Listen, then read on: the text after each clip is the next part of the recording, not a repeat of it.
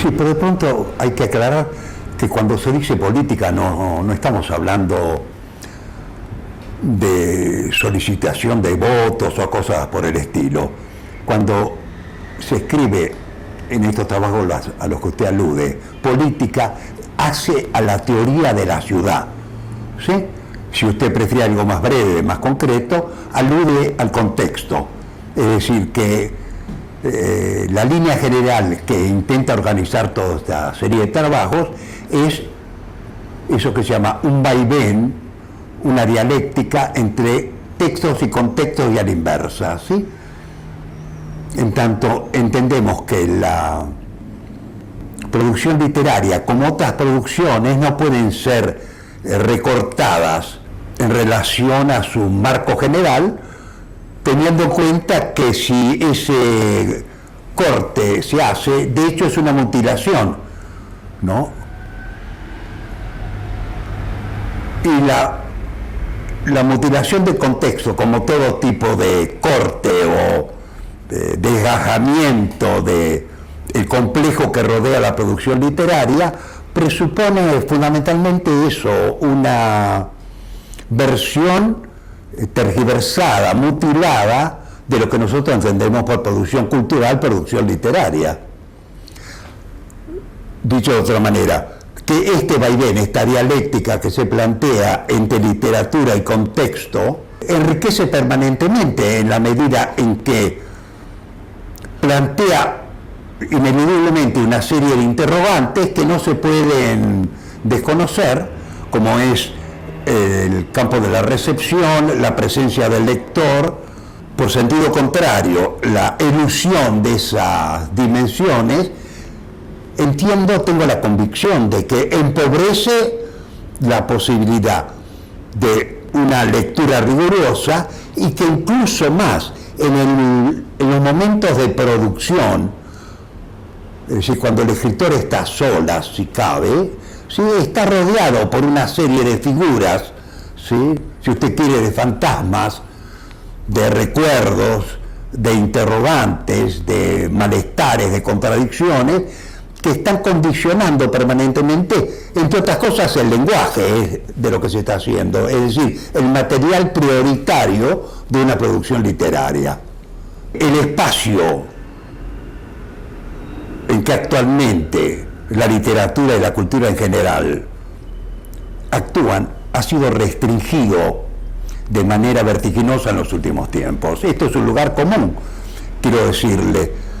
Sabemos de memoria que en las últimas décadas el proceso es cada vez más acelerado. Digo, todo lo que implica el recorte del campo cultural más riguroso en función de todas las presiones mediáticas. Fundamentalmente aludimos al poder en general y cotidianamente podemos puntualizar sobre lo que implica hoy la televisión. Desde esta perspectiva, la literatura, la producción literaria rigurosa, la producción cultural rigurosa, implica un conjuro frente a todos esos elementos, esas fuerzas, ¿sí?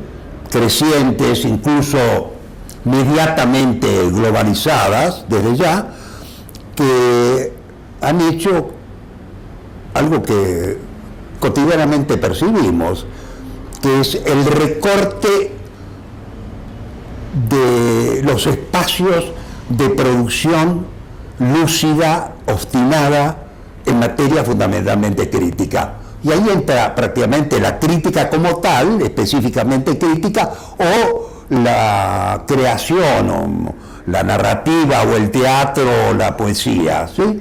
Desde cierto punto de vista ya aparecen como elementos residuales, el teatro, la novela, etc. Pero creo que ese arrinconamiento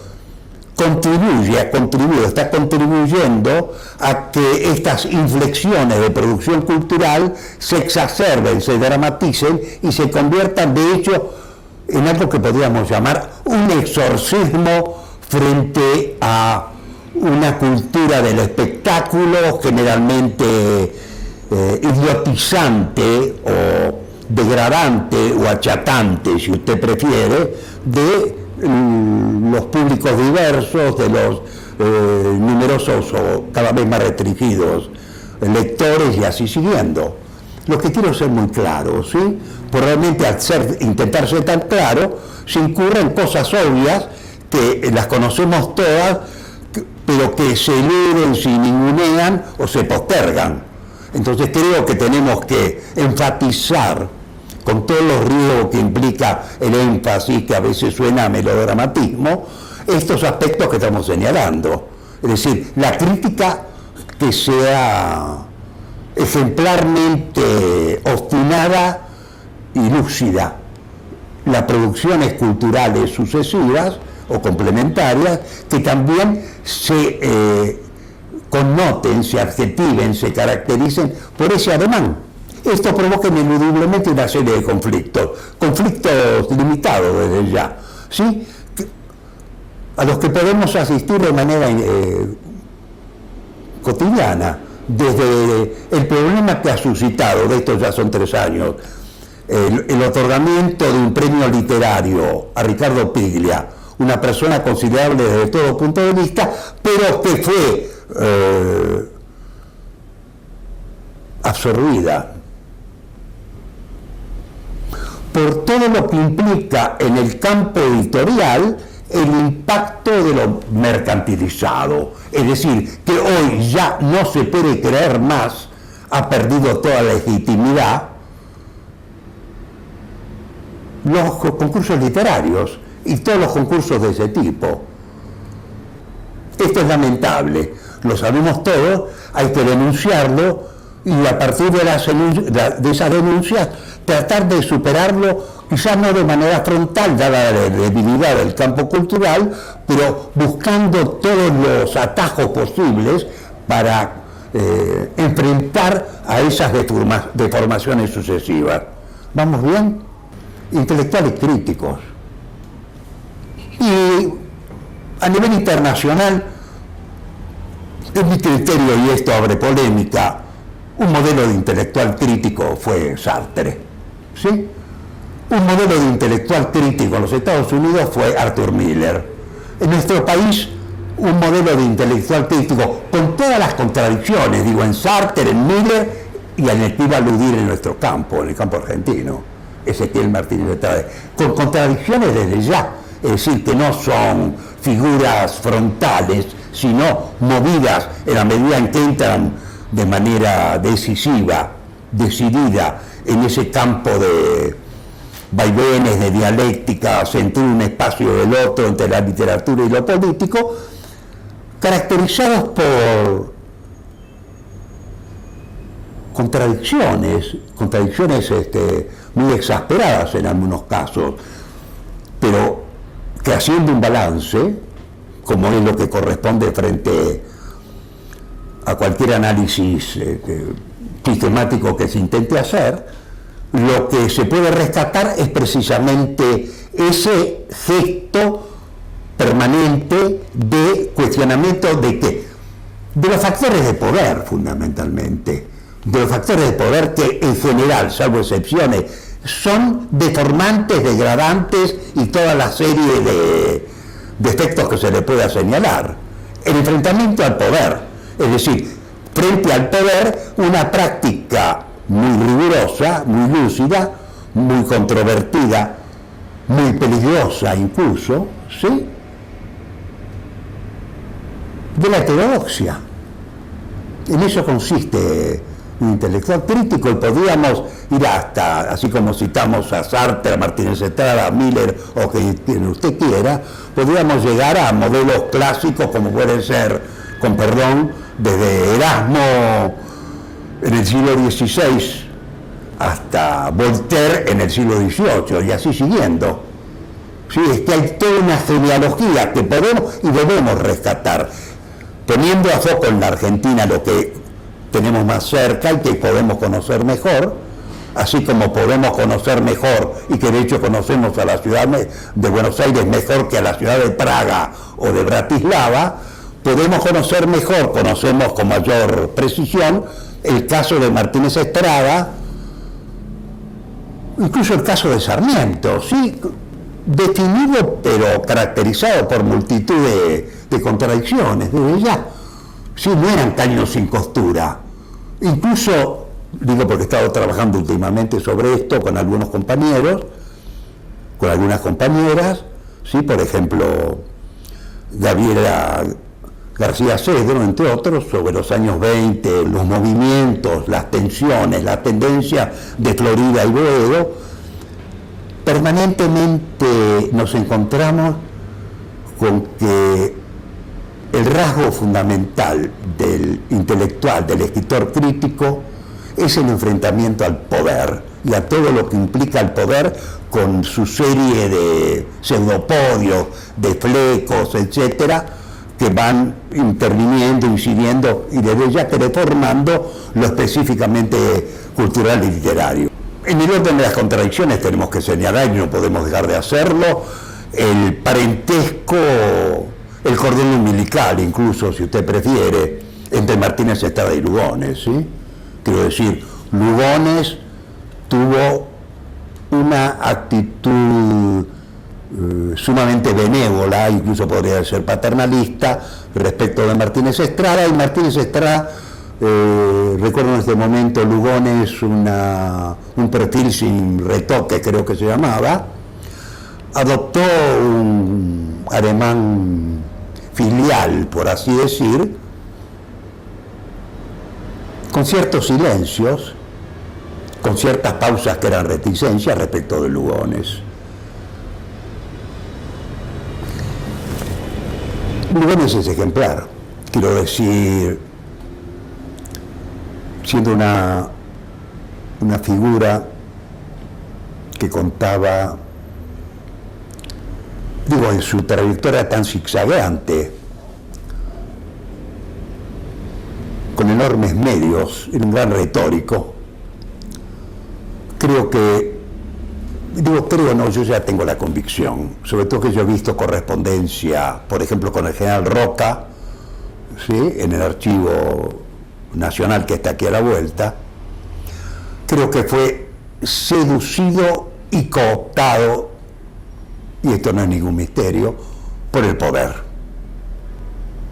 Digo, si trazamos un rápido itinerario desde la montaña, donde aparece una vanguardia argentina con una entonación, digo, entre las series de vanguardias argentinas, la de 1837, la del 80, la de Body Florida, etc.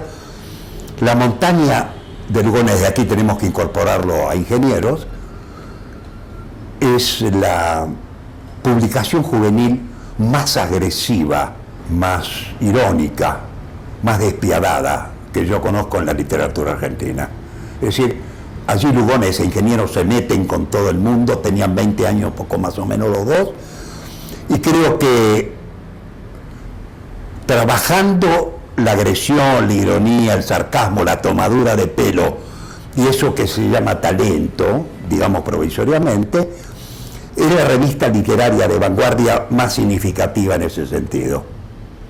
Ahora, lamentablemente, en las idas y vueltas de Lugones, lo que no quiere decir que no haya, como dicen los periodistas, un hilo rojo que enhebre desde la montaña de 1897 hasta el Roca de 1938 en la producción lugoniana,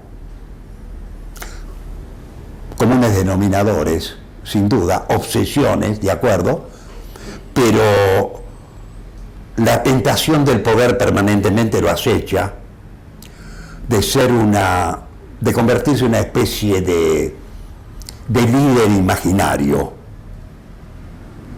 Entre otras cosas podríamos decir que fue, como dijo alguien, víctima y verdugo de la seducción por el poder. Es un referente para, en mi caso, creo que en el caso de la mayoría de la gente de contorno y de otros amigos de entonces, fue una referencia un referente como para corregir determinadas actitudes, ¿sí? Quizá un exceso de vehemencia,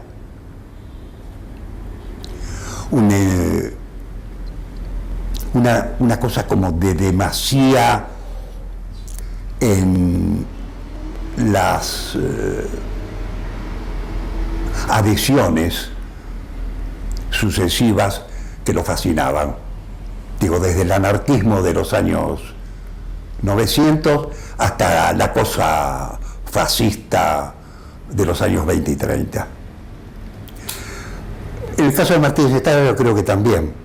En eso sería una especie de precursor, con todo lo que esa palabra tiene de melancólico, de propias posiciones.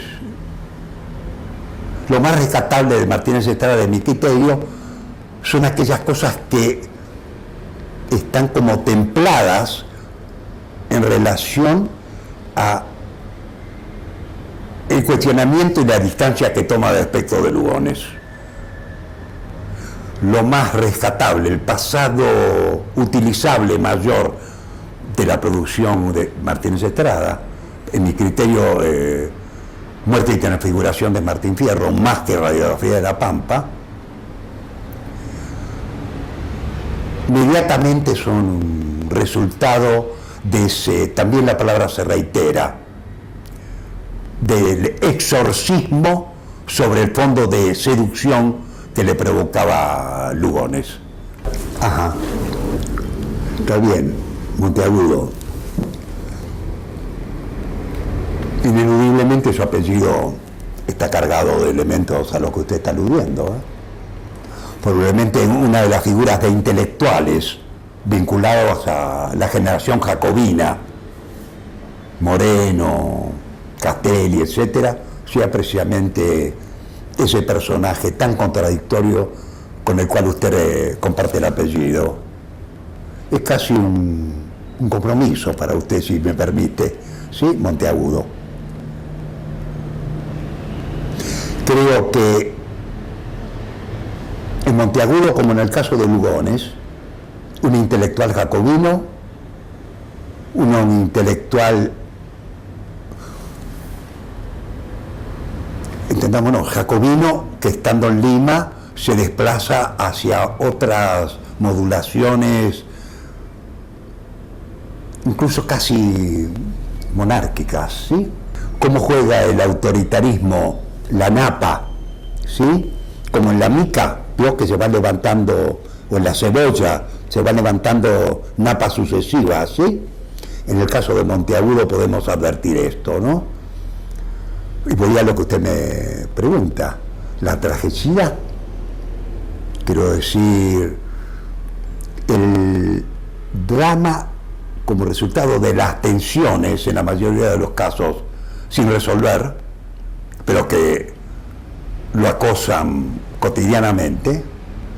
Ahí pondría, sobre ese espacio recortaría la idea de tragicidad. Incluso esto, fíjese, que corrigiendo un trabajo que ya tiene años, ¿sí? Me tomé el trabajo demasiado trabajo. En realidad no me costó gran cosa. Quiero decir, no me costó demasiado trabajo, sino simplemente poner un párrafo que estaba en medio al comienzo, que es donde en literatura argentina y política se enuncia la literatura argentina comienza con una violación, es decir, la referencia al final del Matadero y al final de la Amalia. Podríamos señalar también que esa tragicidad a la que usted pregunta, a la que yo aludo, presupone todavía hoy, ¿sí? Haciendo un recorrido, buscando genealogías, árboles genealógicos, constantes de la literatura argentina, que también esas constantes como para superar la polvareda de datos, si no son datos y datos y datos, cosa que atenta contra la difusión y la comprensión posible de la cultura argentina y de la literatura en particular. La presencia de la muerte. Esto puede resultar macabro, pero es un reconocimiento ineludible. En la producción cultural, literaria, más trágica, que yo creo es la más recuperable, está permanentemente la presencia de la muerte y del suicidio, incluso señalando un aspecto, que constantemente la presencia del suicidio se superpone con la escritura de la autobiografía. Si usted analiza con detenimiento los suicidios y las autobiografías en la literatura argentina, digo las más rigurosas, es una figura como circular. Quiero decir, en la autobiografía el narrador prácticamente es el protagonista. En el suicidio, el victimario o la víctima prácticamente es el victimario, es decir, actúan sobre sí mismo. Ese movimiento, ese dibujo, en mi criterio, aparece connotando permanentemente eso a lo que usted aludía, ¿qué entendemos por tragicidad en la literatura? El resto no es literatura, es literatura anodina. La literatura anodina es una contradicción en su propia formulación, es decir, no nos interesa. Vuelvo nuevamente al espacio de Bodi Florida que estamos trabajando con Gabriela García Cedro. De lo más recuperable, como dicen los periodistas, y justamente olvidado, es el Vizconde de Escanotegui. La presencia de la tragicidad y la tentación del suicidio y la práctica del autobiográfico están permanentemente caracterizando la producción del Vizconde de Escanotegui, hasta el hecho de su seudónimo, dato aparentemente insignificante, ¿sí? Lo de Vizconde está aludiendo nada menos que a Lautréamont. Digo, para ejemplificar, así como Monteagudo, el caso de Lugones, el caso de Quiroga y otros, ¿sí? Incluso suicidas frustrados o realizados. El más próximo a mi caso es el caso es el ejemplo que da Carlos Correas, ¿sí? Alguien vinculado a Contorno en su comienzo, que escribió cuentos memorables, quizá ustedes recuerden, que lo llevaron a tener a padecer una denuncia, que más que denuncia era delación de un fiscal del poder, un fiscal argentino, ¿sí? La tragicidad, diría, sintetizando, en mi criterio, la tragicidad a la que estoy aludiendo es adjetivo, connotación de la producción literaria y cultural más significativa de la Argentina. ¿Vale? ¿Cuál fue el... Algún amigo, viejo amigo, como Julio Schwarzman, que merecería una medalla de la lealtad, escribió en uno de los volúmenes publicados bajo la dirección de Noé Gittrich, otro ex amigo. Pues bien, no se trata de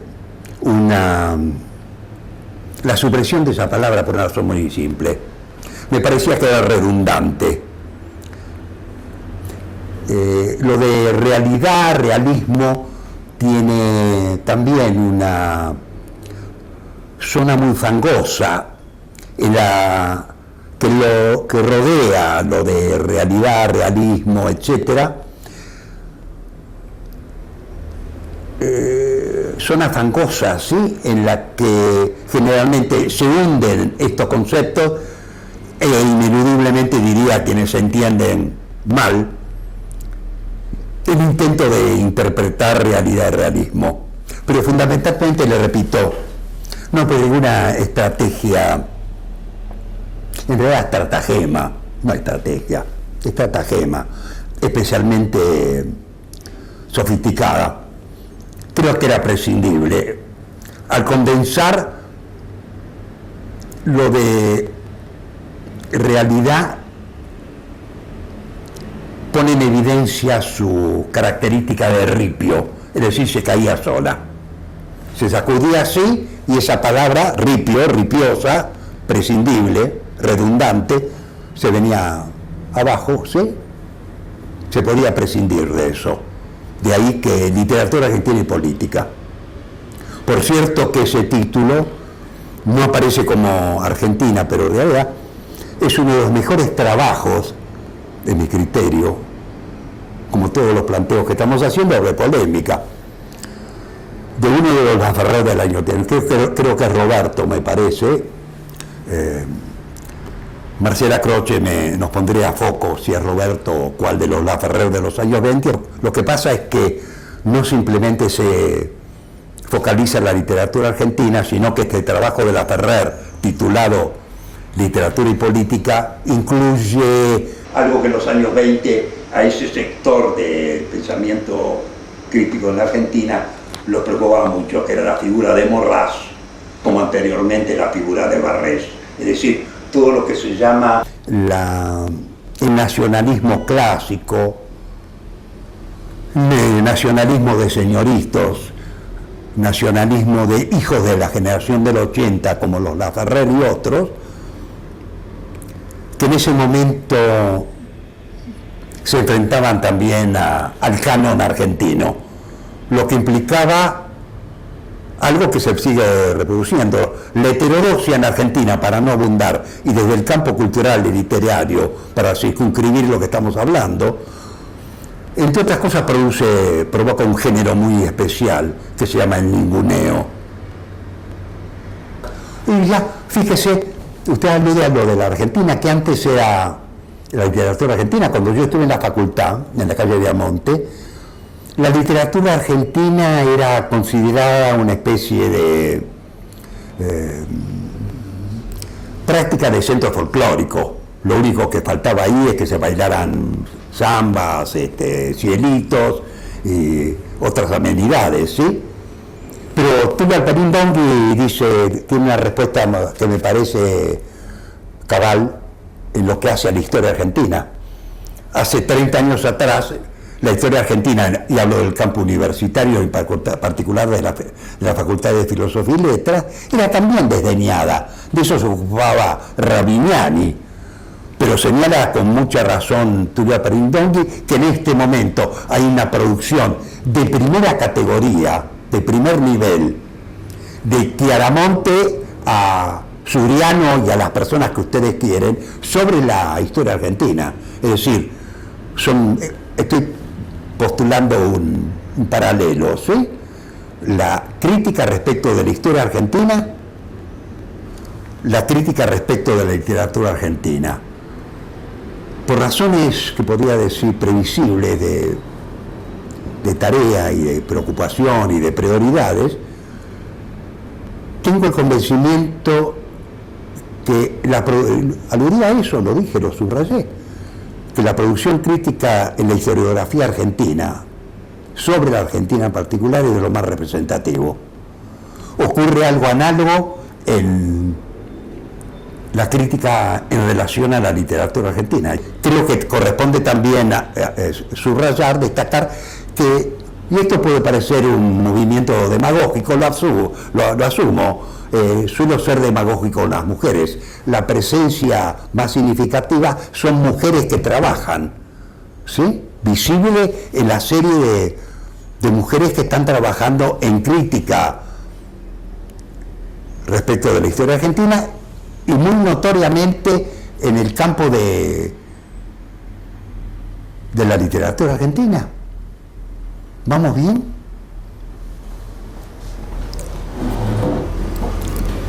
Y que este es, como proponíamos hace un rato, son dos inflexiones, dos modulaciones autobiográficas. Desde ya que en la novela, permanentemente desplazados, deslizamientos sucesivos, mezclas, etc. No es que esté tan encariñado con mi autobiografía, y mucho menos en los capítulos dedicados a los curas y a los militares.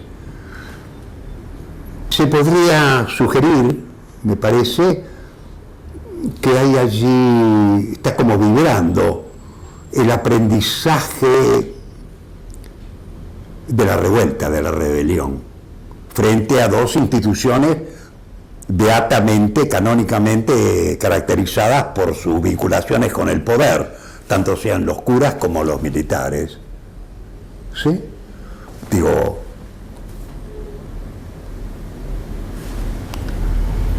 siempre la autocita es como un abuso, ¿no? Un abuso de confianza. Un Dios cotidiano respecto de los curas y hombres a caballo en relación a los militares. Estar fuera de lugar.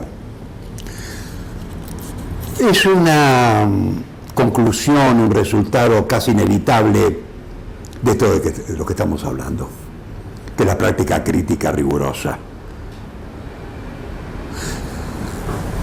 Desde cierto punto de vista, estar fuera de lugar presupone, eso acá lo digamos, el ninguneo, pero cada vez más tengo la convicción de que el ninguneo practicado por las diversas modulaciones del poder, ya sea el poder político, el poder periodístico, el poder mediático, en última instancia dejan un saldo favorable. En cualquier literatura que se analice con rigor, y notoriamente en el caso de la literatura argentina,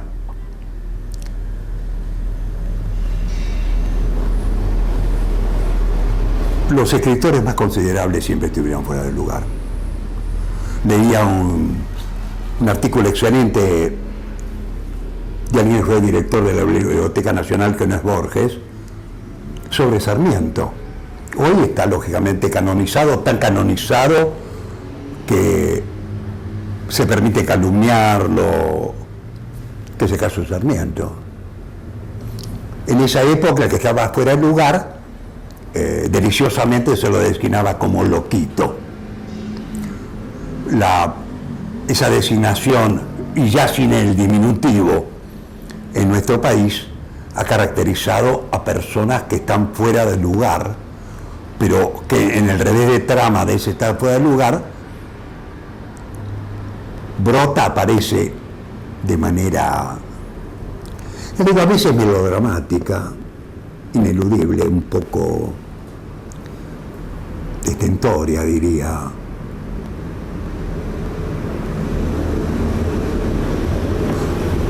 Fuera de lugar, locos y loquitos, Sarmiento, ¿sí?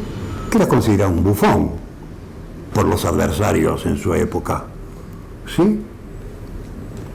Incluso se podría leer la opinión en sus cartas, en su correspondencia privada, la opinión de alguien que de hecho era un adversario intelectual, Mansilla, en correspondencia con Roca, se opone, denuncia de manera despiadada los homenajes que le están dedicando a Sarmiento con motivo de su muerte, creo que es 1888, ¿sí? Locos y loquitos siempre son los que están fuera del lugar, ¿sí? Esa marginalidad constante, esa exclusión de parte de las buenas conciencias, de lo canónico, de lo ortodoxo, respecto de quienes tienen una mayor insolencia, incluso arbitrariedad, cuestionamientos, desgarramientos. Sarmiento, ¿sí? Incluso sería un elemento a recuperar también el caso de Mansilla. Lo mejor de Mansilla fue considerado en su época, y tengo resonancias muy recientes, por cierto. Corbier, que era un trabajador respetable, digamos así, la última vez que hablé con él, me dijo que era un tilingo. Lógicamente, tilingo era una palabra tradicional, también venía a reemplazar en este caso Mansilla, loquito. En una época a los loquitos y a los fuera de lugar los condenaba a la Inquisición, en algunos casos de manera espectacular, ¿sí? Los quemaban. Digo, Giordano Bruno, a quien usted quiera, ¿no? En este país también, esas incineraciones, repito, Sarmiento, Mansilla, Roberto Ar, y quienes se han ocupado de transgredir permanentemente el canon. Es una vieja discusión en el campo del pensamiento socialista, o si usted prefiere, del campo marxista e incluso comunista. Lenin, entre otros, ¿sí? Podemos hacer como un movimiento hacia el lateral, ¿no? Con perdón, cuestionaba a los populistas rusos por su adhesión por la manera de privilegiar que tenían los populistas rusos el espontaneísmo. Incluso este debate entre la organización y el espontaneísmo es parte de la polémica o de los cuestionamientos Rosa Luxemburgo en relación a Lenin. Eso en el campo específico de la política. En este momento se me ocurre aludir al surrealismo, es decir, que en lo que hace a la escritura automática, constantemente apelaba a la espontaneidad. Ahora, creo que ahí se complementan las cosas. Estaba leyendo casualmente un artículo sobre Aragón y otro sobre Éluard. Claro, son dos escritores que hoy se los lee poco. Se trata de un libro que me parece excelente, también de otra mujer, la Kristeva. La exaltación y los cuestionamientos a la rebeldía, a la rebelión. Cristina creo que se llama la Kristeva, no creo que Cristina, Kristeva. Julia, perdón. Julia Cristina, por algo habrá sido, ¿sí? La Kristeva. En el surrealismo, decía, creo que la formulación más categórica es la apelación, en mi criterio, a la cosa espontánea. A la espontaneidad que se presupone proviene del campo onírico, ¿sí? Lógicamente que esas expansiones del grupo de Breton y del grupo surrealista ya por los años 20 y tantos condicionó precisamente cuando Breton fue a entrevistarlo a Freud, Freud lo eludió, digo, no quiso comprometerse con las interpretaciones que hacía el surrealismo respecto de los planteos freudianos. Pues bien, espontaneísmo y elaboración. Lo que estamos haciendo acá. Yo finjo ser espontáneo, pero de hecho es una estrategia retórica. Digo, la espontaneidad que estoy poniendo en escena, evidentemente que es el resultado de una reflexión. Es decir, podríamos decir,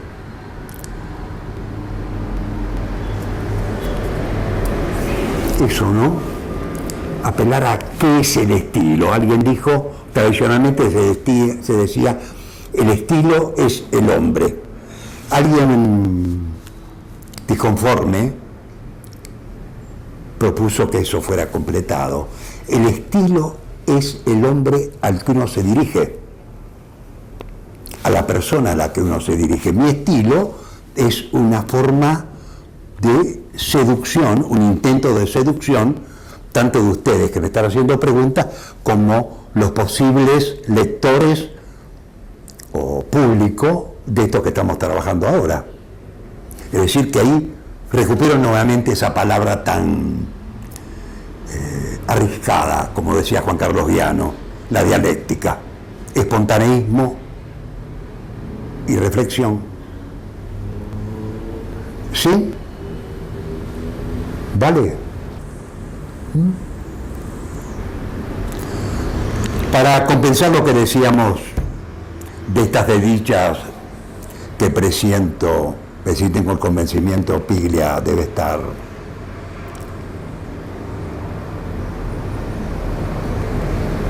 asumiendo y padeciendo, ¿no? Uno de los mejores trabajos sobre Roberto Ar es el que plantea en tu ensayo sobre el juguete rabioso. ¿Sí? Ahí la clave, usted dijo clave, ¿no? Es la presencia del papel, del libro, de las bibliotecas, de las librerías, etc. Desde el andaluz remendón que le presta libros del viejo folletín español, pasando por el trabajo en librerías, por el robo, la extracción de una biblioteca. Esto lo señaló muy bien Piglia. Y al final que él es corredor de papeles, entre otras cosas, ¿sí? Lógicamente que esta versión de Sobrear creo que se complementa con otro trabajo Sobrear que me parece, y con el paso del tiempo más todavía, escrito por una mujer, ¿sí? Una mujer que escribía como muchas otras, y una mujer que fue asesinada por la dictadura militar como muchas otras.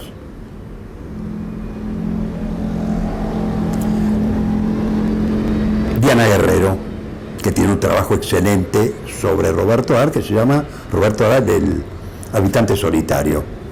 Tratando de responder a lo que usted me pregunta, no solamente esa continuidad interna que subraya Ricardo Piglia, sino el campo de posibles que define a la producción de Roberto Ar. Allá, en lo de Piglia, eso se sintetiza, se superpone en una sola línea fundamental. En el caso de la interpretación de Diana Guerrero, se abre como un espectro, como un abanico, el campo de posibles. Dicho de otra manera, los personajes fundamentales, las figuras fundamentales de Roberto Ar, y presiento que esto se puede proyectar sobre otras producciones, sobre otros autores, está conformada por la colección de imposibilidades de Roberto Ar, ¿sí? Es decir, de todas las cosas que él quiso ser y que no pudo hacer, desde convertirse dichosamente en rufián hasta soñar con una revolución arbitraria, el campo de posibles. Un elemento concentrado en la interpretación de Piglia, un elemento más abierto en el caso de Diana Guerrero. En algún momento se escribí que la literatura liberal, cuyo paradigma final es Eduardo Mallea, no tiene sexo, es decir, no tiene cuerpo, carece de cuerpo, carece de lenguaje. La mayoría de las figuras de Eduardo Mallea son silenciosos, incluso él organiza un mito en torno al argentino silencioso. El Chávez de Mallea puede ser ejemplar en este sentido. No sexo, no cuerpo, no lenguaje. Es como si él se recortara o nadara a la plancha en el silencio, él y sus personajes. Termina, es una definición de la plancha, es la horizontalidad prácticamente inmóvil hacia la plancha, ¿sí? Creo que le pasa a toda la literatura de esa índole. Maliciosamente diría que culmina en el caso de Mallea y en algunas prolongaciones de Mallea, que es todo lo contrario de lo que venimos postulando. No por nada Mallea en los momentos de Contorno era la bestia negra de Contorno, no era Borges, ¿sí? Como se dice, la bête noire de Contorno era Eduardo Mallea. Es decir, el desvanecimiento de la tragicidad, de la dramaticidad, del reconocimiento de la dialéctica entre texto y contexto. Una literatura que, pese a los esfuerzos de la nación obstinados sobre todo un señor que se llama Cruz, que yo no sé si es un seudónimo, un destino, Jorge Cruz, por reivindicar la producción de Mallea. No va. No le interesa a nadie Mallea. En un momento dado, a través de ciertas mediaciones institucionales, la figura de Mallea, allá por los años 40, Bahía de Silencio, entre otras cosas, era vista, considerada como la expresión más laboriosa, refinada de la producción literaria argentina. Digo, vamos a lo contrario de la heterodoxia, porque así como la figura de Mallea, anteriormente otra figura caballeresca, que era el caballero de las letras, ha cumplido un itinerario parecido, ya no injustamente olvidado, como dicen los periodistas respecto, por ejemplo, de el Vizconde de Lascanoté o de toda la literatura boeriana que rodea a Boedo, sobre todo la literatura judía, la Levita Gris, judíos, etcétera, literatura inicialmente escrita en yiddish, en algunos casos en hebreo, hoy está siendo rescatada. La casa, por sentido contrario, la figura, la producción literaria de Mallea, la producción literaria de Enrique Larreta, rescatada, no, hoy es, ni siquiera se toman el trabajo de enterrarla. Digo, se antagoniza determinado tipo de valoración que se da, diría ineludiblemente, en el mercado de los prestigios, sí, que es como la bolsa, ¿no? Exaltaciones, eso que se llama éxito, o marginaciones y ninguneo, que al cabo del tiempo, cuando se hacen lecturas sucesivas, se van alterando. ¿Vale? Durante mucho tiempo estuvo fuera de lugar, descalificado. Yo recuerdo a otra persona muy estimada en La Nación que se llamaba, ¿cómo se llama? Márgara, que viene de la lluvia, Delfino, figura prominente en La Nación. Se escandalizó cuando nosotros en Contorno publicamos un número dedicado a Roberto Ar. Delfino me dijo, pero ¿cómo se ocupan de ese tipo? Si es un escritor de kiosco. Digo, el mercado de los prestigios, ¿no? Como la bolsa. Creo que algo similar ha ocurrido con Rodolfo. Creo que a partir de nuestra país, a partir de Rodolfo, como figura más visible, el valorizar el género periodístico, pensemos, esto es una propuesta, probablemente y siempre brevemente, el género epistolar es lo mejor de la literatura argentina en el siglo XIX. Está inédito, sin publicar. Digo, todas las colecciones de correspondencia. En la correspondencia del siglo XIX argentino se pone todo lo que no se dice en los libros publicados. Tenemos que ir a buscar ahí. No simplemente, ahí está el cuestionamiento de lo canónico. Las novelas publicadas tal y tal y tal. No, lo no publicado, lo inédito que todavía está en papeles infernales, ¿sí? Vertiginosos, oceánicos, de las correspondencias argentinas del siglo XIX. Y también lo excluido, sí, lo ninguneado, la literatura desaparecida. Sí, es una práctica considerable aquí lo de la desaparición. Han desaparecido muchas cosas en este país. Personas y literatura. Retomando lo de Walsh, ha habido todo un movimiento quizá condicionado por coyunturas también contextuales.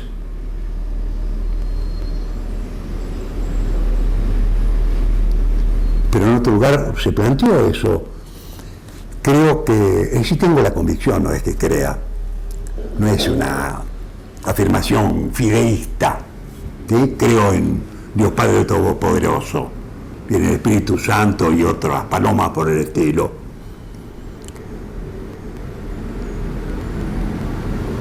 Esos dos cuentos. Nota al pie y esa mujer. Excelentes.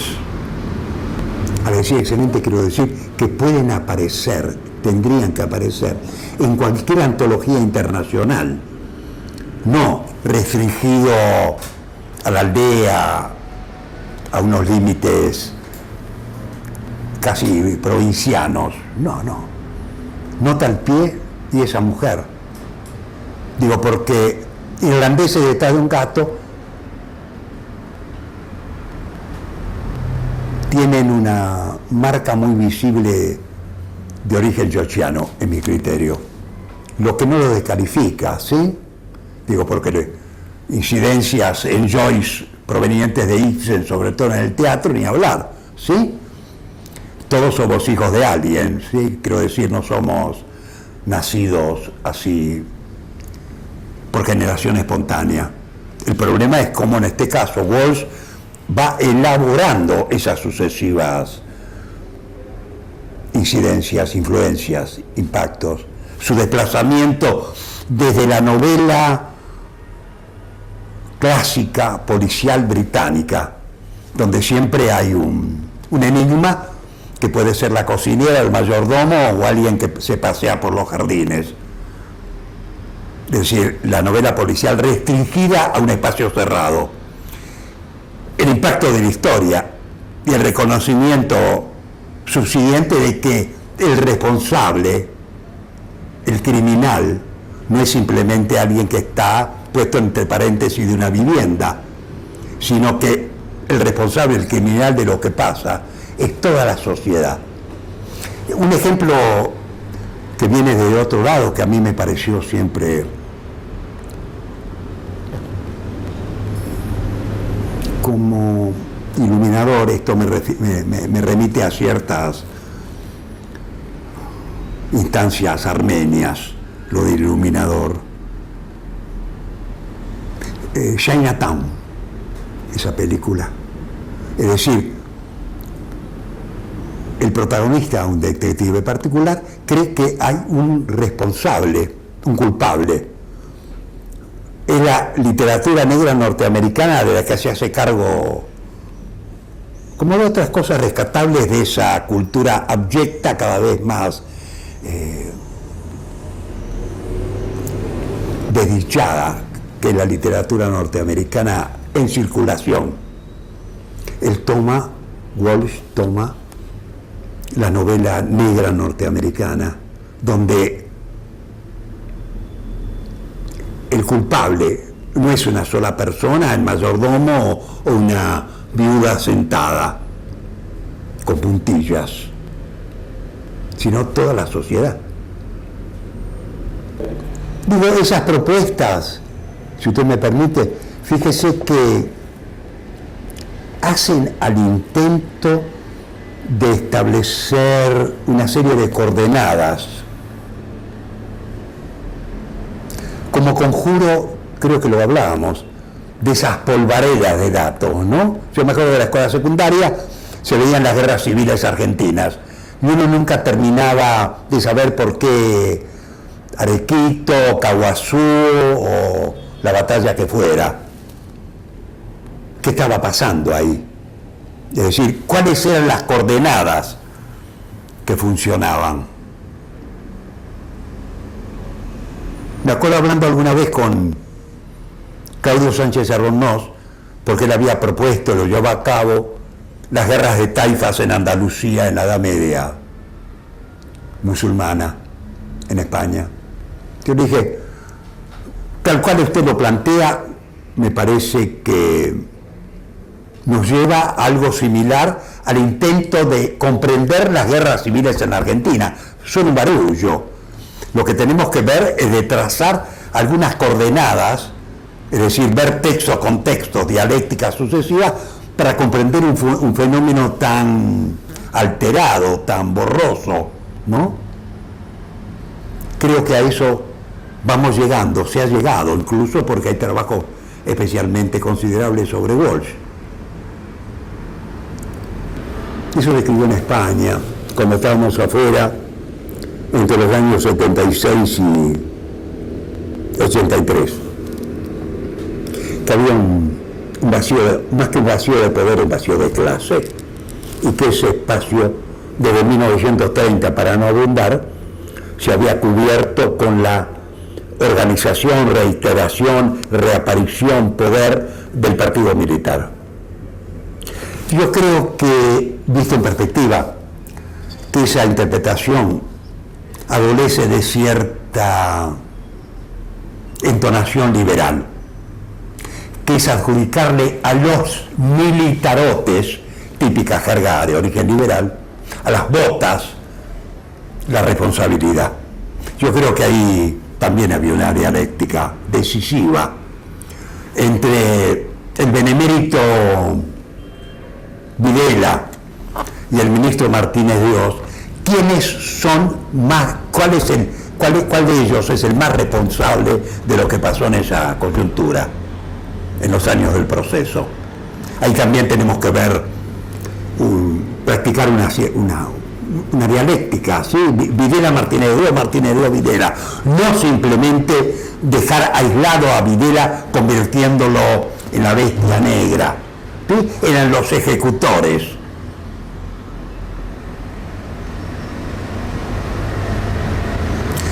Sobre todo si se recupera otra genealogía que es muy conocida, que es la genealogía 1930, 1943, 1955, 1976,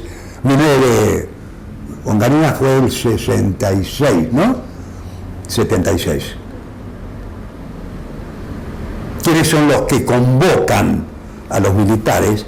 Que lógicamente han llegado a convencerse de que son ellos solos los salvadores de la patria, los fundadores del país, etcétera, etcétera. Pero ¿quiénes les propuso esa ideología? Desde perspectivas intelectuales. Nuevamente aparece de manera ineludible Lugones en los años 20 hasta el 30, ¿sí? Son los caballeros de la espada, los caballeros del sable, es decir, a propuesta de un intelectual. Es decir, en ese conglomerado, militares, funcionarios de la economía y de las finanzas, intelectuales orgánicos, ahí se hace un tejido. Tenemos que descifrar la significación de ese tejido y la participación de cada uno de los protagonistas. Quiero decir esto haciendo una autocrítica respecto de lo que usted propone, que usted recupera de Indios Ejército Frontera. Menos mal que ahí, entre otras cosas, hay un documento, una carta que le mandan los directivos y socios de la Sociedad Rural Argentina en 1879. Mire, estamos hablando de la dinastía egipcia, parecería, que le manda el general Roca. La primera persona que figura, el primer apellido que aparece en este documento de 1879 es José Martínez Dios.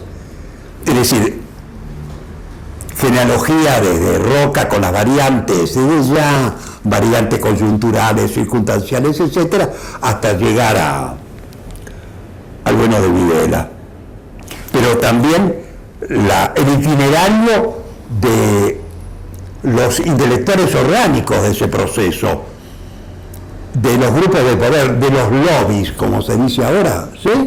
Que están influyendo sobre el poder militar para que intervenga, para que resuelva, y las alianzas consecutivas, ¿sí? Yo diría que, se me ocurre en este momento, por de pronto, gauchos, paraguayos, indios eran la bestia negra de el poder liberal oligárquico clásico. Gauchos, paraguayos e indios eran los hombres desnudos, eran los otros. Estaban en cueros, en general, ¿sí? Digo, hay imágenes de los montoneros o de los... Digo, pero hay que ver fotografías que las hay de montoneros, de paraguayos y no, en cueros. ¿Sí? Era el hombre desnudo. Es decir, era totalmente la encarnación de la otredad. Como no entraba dentro de la retícula de racionalidad, yo no podía entender en tanto señorito del sistema quiénes eran los indios, los montoneros y los paraguayos, había que liquidarlos. ¿Sí? Pues bien, fíjese que después de la liquidación explícitamente programada, se hacen sucesivas estatuas y santificaciones y canonizaciones desde el campo del poder de los indios y de los gauchos, ¿sí? Esto es, todas las plazas argentinas, como diría alguien, están ocupadas por algún guarango de bronce, ¿sí? De bronce o de piedra, tanto da. Pues bien, se me ocurre proponer que son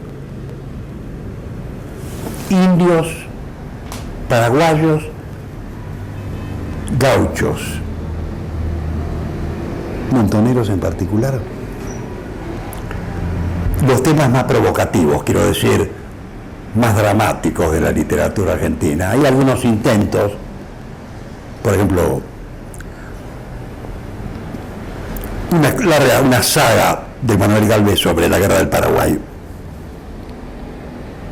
desdichada para una lectora actual, muy floja.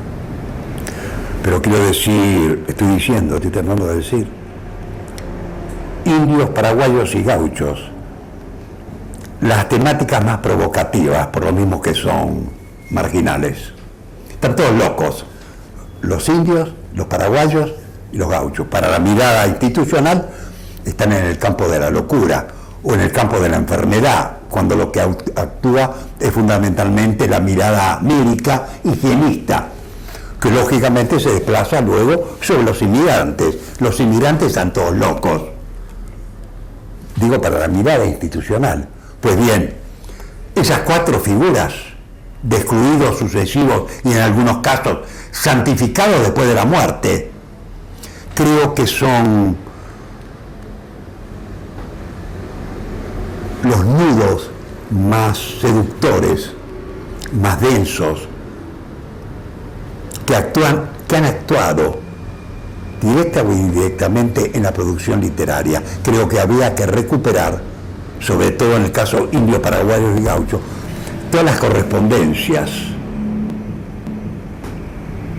de entonces. Y con los inmigrantes ni le cuento, previsiblemente con la actualidad. Piensen ustedes en toda la serie narrativa que se ha ocupado en los últimos años de los desaparecidos en las Malvinas y los desaparecidos tirados desde los aviones y de otros desaparecidos. Quizá esa línea de puntos vaya incorporando, en mi perspectiva por lo menos, lo más heterodoxo, con todas las contradicciones que se producen en Argentina. No es la disputa interna del peronismo o quién ganó en Santiago del Estero, que realmente son triviales. Las que tienen mayor espesor dramático, incluso trágico, y son los piqueteros,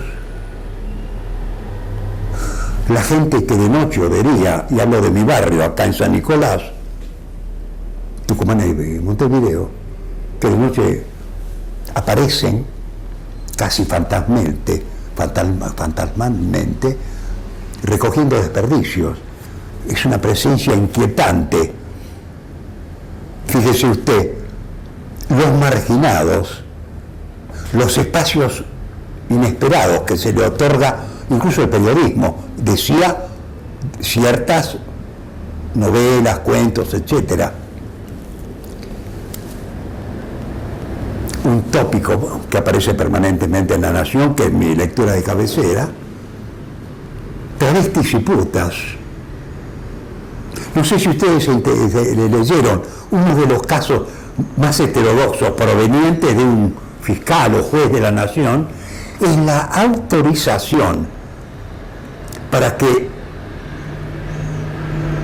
las putas en Constitución, Plaza Constitución, anden con las tetas afuera. No sé si leyeron, ¿no lo han visto ustedes? Apareció en los diarios, en La Nación, autorizando y justificando teóricamente el por qué autoriza a que una prostituta ande con las tetas afuera. Si esa relación con el cuerpo, del cuerpo desnudo, incluso aparece en toda la publicidad más institucional, ¿por qué se va a castigar, a poner nuevamente al margen a una, como dicen los periodistas, como decían los anarquistas, trabajadora del sexo o hermanita caída? ¿Vale?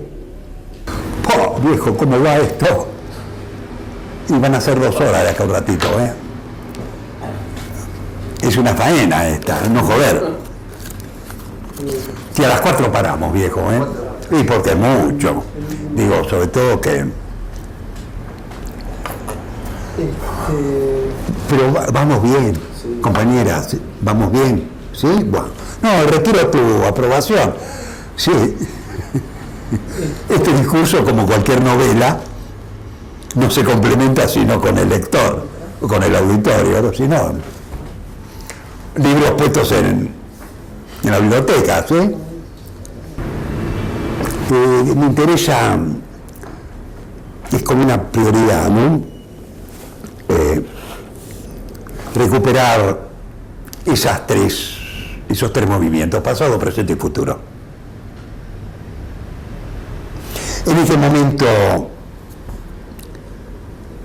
creo que lo que se puede desear, lo que yo deseo, a partir de una comprobación, es que en Argentina pase lo que pasó en Venezuela, pase lo que pasó en Uruguay. Blancos y colorados en la llamada banda oriental,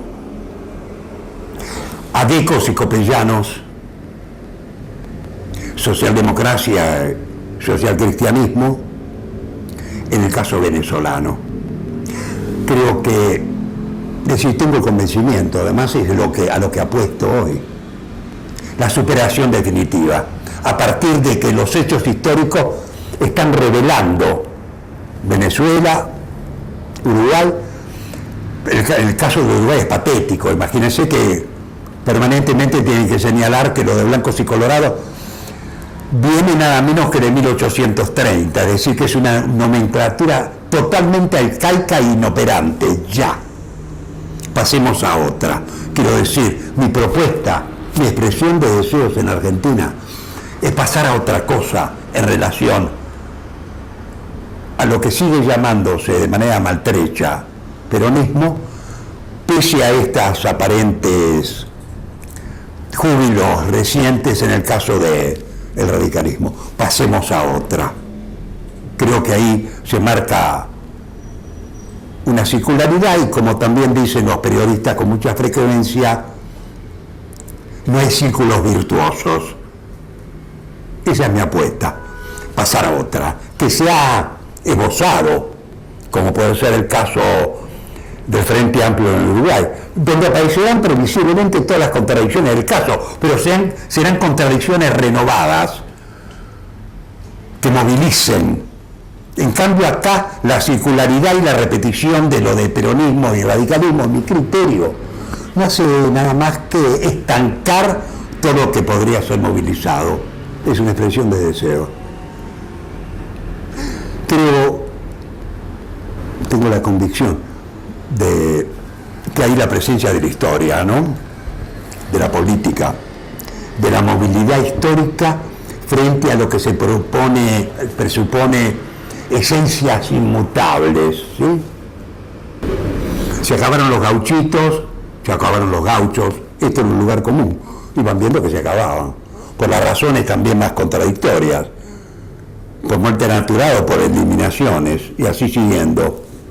Por ahí creo que García Lorca dice, se acabaron los gitanos, sobreviven desde ya, se acabaron los gitanos, es decir, una metáfora de qué implicancia tiene o el gaucho acá o los gitanos en España. Pasemos a otra. Inventemos, son palabras que se repite con mucha frecuencia, como la palabra disfrutar que hace el consumo, es abyecta la palabra disfrutar, ¿sí? Se repite en referencia a las playas de Mar del Plata, a Punta del Este y a cuanto porquería se puede comprar en shoppings. Disfrute usted, ¿sí? Conviértase en consumidor, todo lo contrario, conviértase en crítico, ¿sí? Lo que no quiere decir que no haya una fuerte carga de hedonismo, ¿sí? De epicureísmo en todo lo que uno postula. Sí, no se trata de convertirse en braguetas tristes, no ya en putas tristes, no, todo lo contrario, pero haciendo prioridades, planteando prioridades. Usted me pregunta la labor de los intelectuales. Está muy restringido ese espacio, lo repetimos. Yo, intelectuales críticos, conozco a pocos, ¿sí? Cada vez menos, creo que han sido cooptados. Alguna vez citamos a Jauretche, los intelectuales argentinos suben al caballo por la izquierda y bajan por la derecha. Hay colección en ese lado, en algunos casos obscenas. Por este lado rescatable es un espacio muy restringido. ¿Qué pueden hacer los intelectuales? Algunos intelectuales. Y esto no se trata de una postulación iluminista, no. ¿Qué se puede hacer? Buscar aliados. Yo, por ejemplo, busco aliados en los Estados Unidos. En una época yo tenía un aliado con el cual alguna vez cambiamos una carta de ida y vuelta. Con Ray Mills. Buscar aliados en Estados Unidos. Hoy, por ejemplo, Jaime Petras. Buscar aliados en América Latina. Uno de los planteos que estamos llevando a cabo es la propuesta de hacer una serie de conversaciones, de charlas, de conferencias, de cursos sobre Simón Bolívar. Simón Bolívar, como los brasileños, han sido denostados, incluso han conformado capítulos de toda una ideología de poder argentino, reírse de los brasileños o folclóricamente descalificar a Bolívar. El típico pensamiento liberal argentino tradicional, eso, ¿sí? Contra los brasileños, descalificación de Bolívar, entre otros. Creo que es una tarea a hacer, urgente, de exigencia lúcida, recuperación del Brasil. Aludí al cine brasileño, podemos hacer una larga lista, ¿no? Desde Los Sertones hasta Guimarães Rojas, o los modernistas del año 24, o Prestes, fundador del Partido Comunista brasileño proveniendo del ejército. Esas dos tareas, ¿sí? La recuperación de lo más legítimo del Brasil, la recuperación de la figura de Bolívar.